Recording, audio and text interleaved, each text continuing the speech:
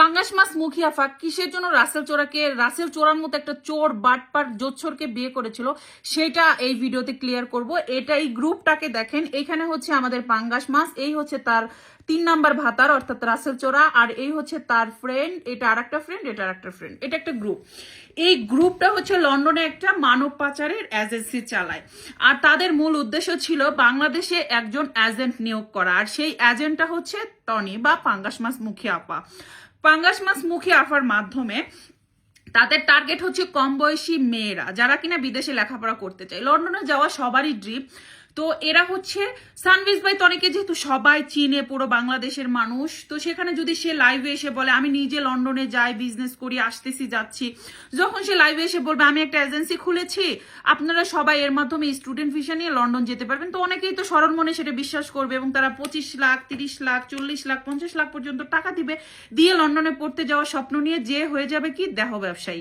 অতীতেও সেটা ঘটেছে এবং এই গ্রুপ সেটা করেছে। এই গ্রুপের মাধ্যমে ছোট ছোট মেয়েরা যারা কিনা মাত্র ইন্টারমিডিয়েট পাস করেছে, যারা কিনা অনার্স করার জন্য লন্ডনে গেছে, তারা হয়ে গেছে এখন প্রস্টিটিউট অথবা দেহ ব্যবসায়ী।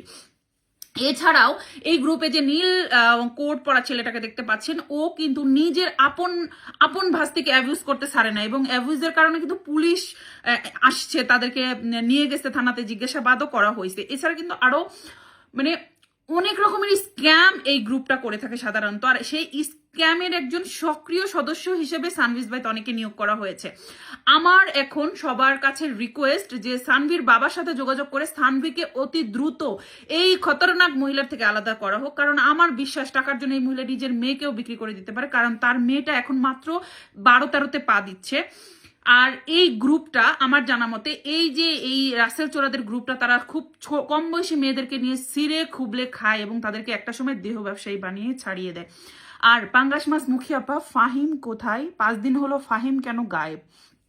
অনেক প্রশ্ন জট পেকে আছে এবং অনেক অনেক অনেক অনেক তথ্য আমার কাছে আছে। আমি শুধু চাচ্ছি যে আইন শৃঙ্খলা বাহিনী আমাকে ডাকুক, আমি তাদেরকে প্রমাণগুলো শো করব।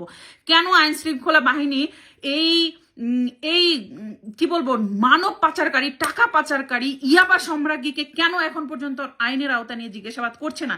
কেন ফাহিম গায়েব? কেন লাইভে এসে তাকে সবাইকে প্রমাণ দিতে হচ্ছে এবং সেই লাইভের কথাগুলো একটার সাথে আর একটার কোনো যুক্তি নাই? আমি মৌ সুলতানা কে, কেনই বা আমি এত কথা বলছি?